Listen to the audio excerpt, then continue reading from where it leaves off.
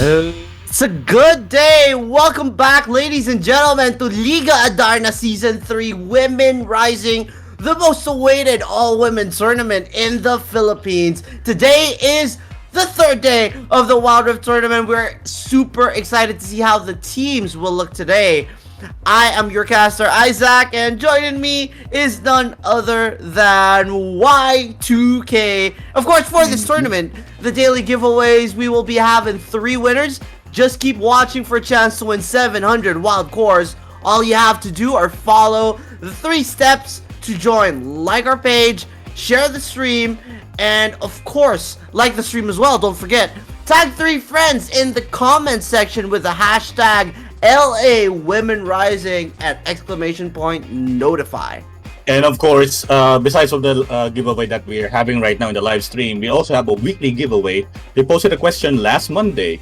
To join, just follow these 3 simple steps. 3 simple steps. Leave the right answer in the comment box. Of course, hit the like button and share the post. We will announce a winner every Saturday. And of course, we have a gift away. Get it? Giveaway and then gift away from ePlayment. Just go to our page and don't forget to like it also. Look for the giveaway post and then sign up for the wait list that is in the comment section. There's a link that you can check and to sign up for. And of course, tag 3 of your friends in the comment section. 7 winners will be announced on May 19th. And before we officially begin, we would like to acknowledge our partners in making Liga Adarna possible. Liga Adarna Season 3 Women Rising is co-presented by Smart Communications Incorporated, the Philippines' leading wireless provider, and it is powered by ePlayment Entertainment. The best types of wins in life are meant to be shared and experienced together with friends. With Smart Double Giga Games, subscribers get 2 gigabytes of games every day for League of Legends Wild Rift, Call of Duty Mobile, Mobile Legends, and FB Gaming. They can double up on building skills for good games and good times with friends. That's double GG with Smart Double Giga Games. Subscribers can register by downloading the Giga Life app or dialing *123# and choosing Double Giga. And of course, we would like to thank our major sponsors, ePlayment Corporation and Esports News PH. And finally, we would like to thank our charity partner, Worldwide Fund for Nature. While the virtual world is a limitless world of wonder for people to explore, Liga Adarna reminds that it's everyone's duty and responsibility to bring forth the interest and survival of our planet in order to #change the end. The League encourages everyone to band together as a community, join or start a campaign, of course, to contribute to environmentally inclined movements and projects, and to take it to the streets. #Speak up for nature and call for genuine policy change. All the stars that you guys are sending will be donated to our charity partner, Worldwide Fund for Nature. We would like to thank everyone for sending us stars during our live streams. These stars can help change the ending. And of course, just keep sending the stars. But if you wish to donate directly, you may visit their website at https, or rather, you know what it is, www.org.ph/donate. At ayan na nga po mga kaibigan, let's actually look back at what happened at Monday's games. We saw Genki Amori eliminate Control Z Stalwarts with Budsy being the MVP of the series with the KDA of 6-0 and 15. In the second series, Veni Vidi Vici Hera eliminates Ardent Esports, with Chess being the MVP of the series with the KDA of 3-0 and 12. And of course, third series, Lakan Esports Hiraya, they eliminated Nos Una Victoria Esports Artemis, with PJ Su getting the MVP of the series with a KDA of 7-1 and 8. And in the final series, Empress Phoenix eliminated Viper's Infinity Squad, with Akane getting MVP of the series with a KDA of 6-1 and 12. Ngayon, top 16, we're down, we're done, and now it's time for the quarterfinals, where of course the format will still be the same, but the matches are going to be hot. Syempre, reminder lang, no, for the people watching right now, don't forget, registration for the CODM tournament, it's still open. So go to the Liga Adarna website or Liga Adarna Facebook page to register. And of course, kumbaga, this is it. This is the top 16. And again, Wild Rippers, handa na ba kayo dyan? And of course, we still have, again, yung sinabi nga ni Naisou, Code M is coming up soon, kaya register na kayo dyan. But in the meantime, let's go into our first game, which is, mukhang matindihan to. NexPlay Tempest versus Team Lugiami, and we're just waiting for the game to be started. So handa ka na ba, Naisou and Izaq? Of course, silang dalawa mga kasama natin. Naisou is our analyst, and of course, si Izaq would be my partner in crime for this game. Yes, lots of crimes will be committed when we shoutcast together, Y2. Magiging masaya ang series ito. Kasi syempre, no, NexPlay, laban sa Team Lugiami, we already know na magiging maganda yung bakbakan. So, the best thing for us viewers, of course, is to watch and enjoy as these women showcase all of their high-level stuff playing in the quarterfinals. Ikaw naman, Y2, ano may expect mo dito sa series na parating? Of course, high level and quality matches, of course. And syempre, sabi nga, the next level play. But speaking of the next level play, we are now in the drafting phase. Let's go into our resident analyst, Naisou. Take it away. Alrighty. Thank you guys. Shout out to Izaq and Y2K. Thank you and welcome everybody. I am Naisou here, and so we have the bans already. Just to let you guys know, the viewers watching, we have Gragas, Akali, Kaisa, and Diana are the bans. So they're gonna go ahead and start doing their pickings over here. Over here on NexPlay, you know, we have the Camille being chosen. It looks like it's gonna be a jungle, and a Fiora in the Baron lane. Ziggs being locked in by Gia over most likely in the mid lane. And on the other side, we've got the Jarvan and the Garen pick. So we have a good, interesting matchup here in the jungle. If we just take a look, Jarvan and a Camille jungler showdown. So it's going to be very interesting there. And we're going to have to see how those junglers play out and how they focus on the objectives going into this game one. Now, I do want to point out that NXP locking in that Fiora, Fiora is such a good value pick here, because not only does she have a potential win condition in herself as far as like pushing the lanes, causing the enemy team to have to go and stop her from just making her way to the Nexus, but she also provides so much damage when she joins the team fight. So that win condition alone is very important. Not to mention they have a Ziggs, Braum, and Corki to pop off on the poke comp that they're going for. So it's going to be interesting to see how NXP plays this out. And then over on the other side, we have Lugiami picking that Seraphine and Jinx. And the Seraphine most likely could be going mid lane. We're going to have to see how this plays out. Again, we've seen this before in competitive play, a Sona and a Seraphine combo.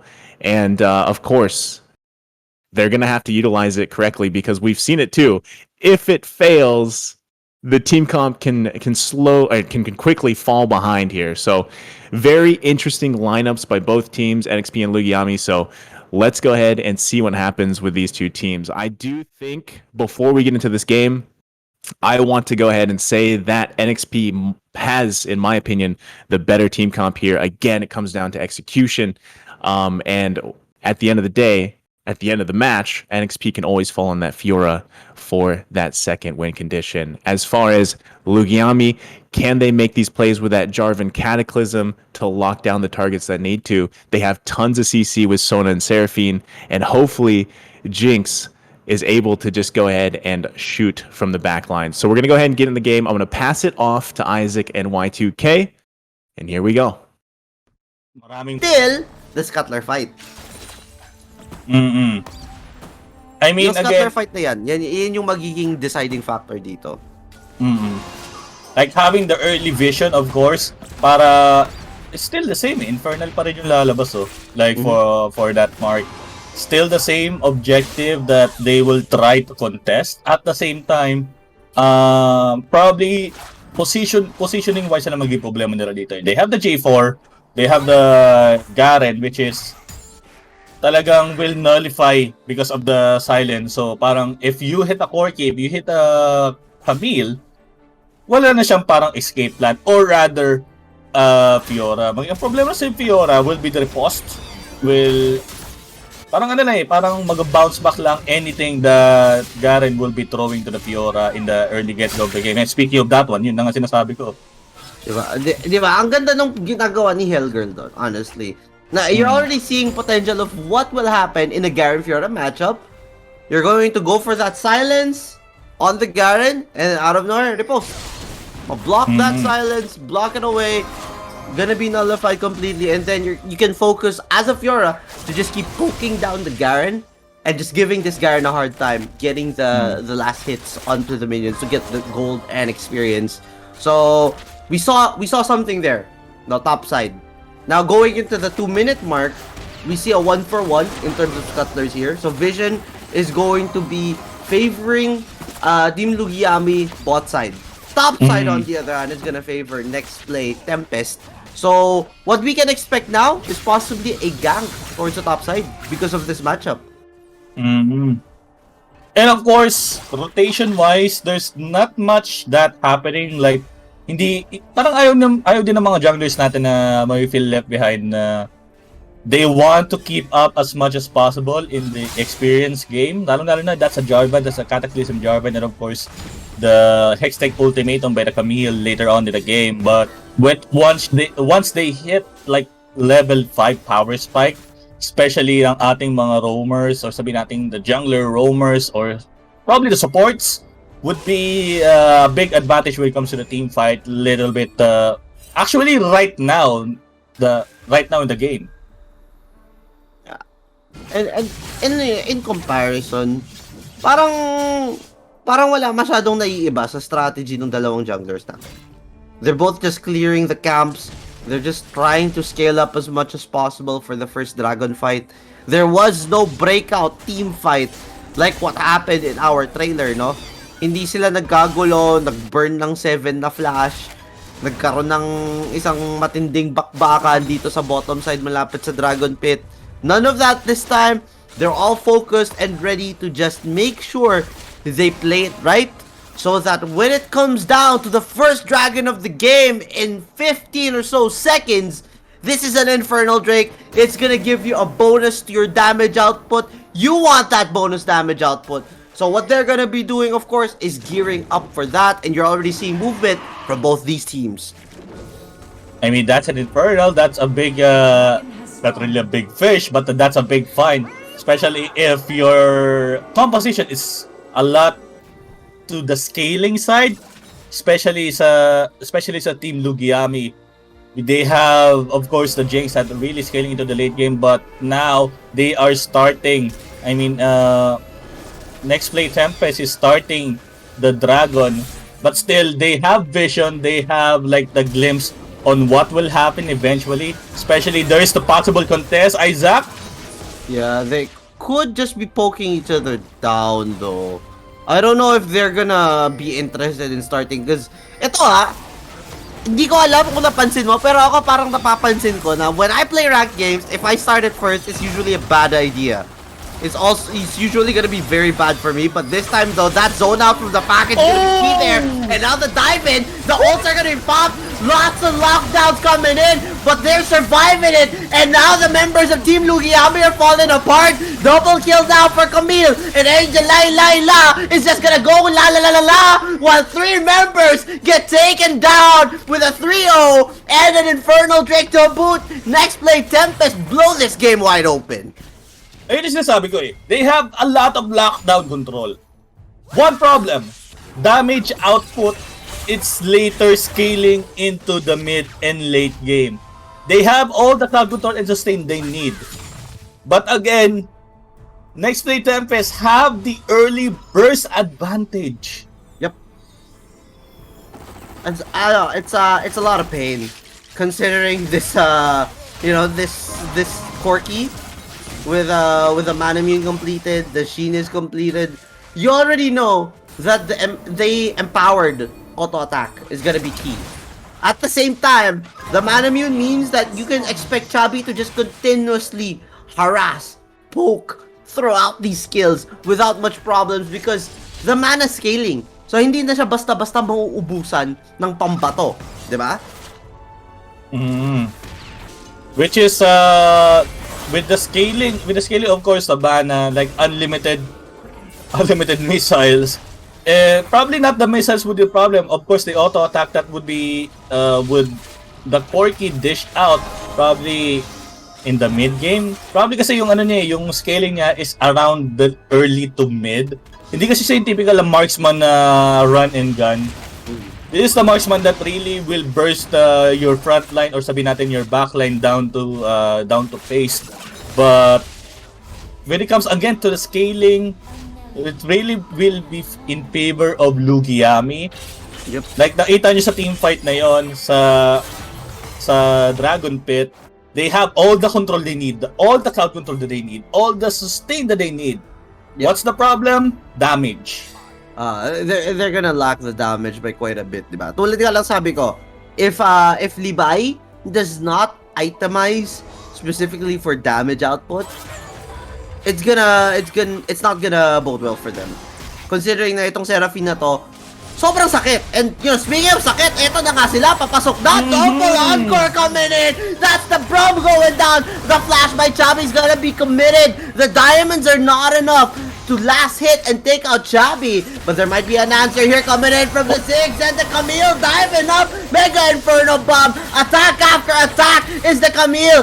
Angel la go la. But no, they're just gonna go down. That was a little more than they could chew. And with 2 members being taken out of NexPlay, that only means that Team Lugiami can go for this Herald, but not because Chabi wants it. Chabi wants to get it instead. That is gonna be 1 down, 2 down, nearly 3. Can Gia actually go for more? Can actually take out the Seraphine? Yes, that is the Seraphine going down. 7-4 now. 3K goal lead in favor of NexPlay. But all things considered, play after play, fight after fight, and these 2 teams are just answering each other in beautiful fashion. With regards to that fight, they burned their ultimate so fast in that probably pick-off na nangyari kanina. And also having the Seraphine still alive after the Camille engagement gives them an upper edge sa kaya nilang palagan yung current respond from NexPlay Tempest. But out of nowhere, the Jinx proving me wrong. Not doing a lot of damage with that early BORK, of course, sustained, but again, turn things around when the Corki have that special delivery care package from his side. Yeah. And here's the thing now, though. You see, they cannot even contest the Mountain Dragon at this point. Can be blocked by the Braum, and that's the key. Gia on this Braum, as they pick off that Seraphine there, you already know for a fact that, okay, we're gonna drop the Herald bot side, so we're gonna either have them choose defend your bot lane or contest the dragon. Either way, the Braum is ready to block the Encore, to block the Crescendo if need be, and it's gonna just be completely difficult for them to execute that. They need to wait until Gia's shield is down before they even do anything like that, and it adds more pressure to the Sona and the Seraphine. Exactly, and of course, with that, look at the Corki scaling. Triforce. Upgraded Manamune. Oh my golly. That's fast. That's fast. Diba? That's fast. With all of the spams coming in from Chabi, you already have an upgraded Manamune. It's a Muramana now. It's not gonna be easy for you to tank hits like that. Okay, Garen ka, Jarvan ka, sige lang. This is a Corki with an Executioner's Calling. Okay, the Grievous Wounds applied to a Garen is not gonna be good. Not to mention the pokes coming in from the Corki. They're gonna hurt a lot. The Triforce is gonna be huge. And this Corki can now burst down a Jinx, a Sona, or a Seraphine by himself. Possibly all of them at the same time. Hextech Ultimatum, though, committed with the Glacial Fissure. They're gonna be popping. And just like that, they're gonna drop. Jinx is down. Sona's down. Seraphine, are you gonna be next on the list? No. They're just gonna back off a little here. 2 Drakes already secured. 41.9k, and they're already the eye in the Baron. NexPlay Tempest, wanna take them out fast. I mean, with regards to that one, of course, they tried to get ang ating mahiwagang BR, but Okay. It was an attempt. It was an attempt. Okay. They respect Lugiami, no? Nakikita, okay, J4 yan, will be nice and all, but then a flag and drag stopping the smite from the Camille is gonna be very, very big. Posibleng ma-steal yun yung anak ni Mary. Not to mention, meron pa siyang Guardian Angel. The Guardian Angel, they have that resurrect, keep this J4 alive, possibly to survive the exit if you get bursted down, di ba? And of course, ayun yung kailangan talaga ng NexPlay Tempest eh. They need to pick off. One by one right now. Pagdating kasi, yung sinasabi natin, yung scaling is little bit in the latter part na. Sabihin natin, medyo behind sila. But the damage is still there. Pagdating on almost the 15-minute mark. Pero syempre, yun na nga pumasok dito sa loob with the hashtag ultimatum. And syempre, hindi. Tumama ba yun? Tumama ba yung encore? Mukhang hindi ko napansin na tumama yung encore. Pero that happened. That's a 4. That's a 5. That's a wipe. There you go. Painful to see for Team Lugiami fans right there. But that is gonna be the ace being secured by NexPlay Tempest. The crescendo! An inch is not enough. It did not connect right there. It just allowed Camille to continue.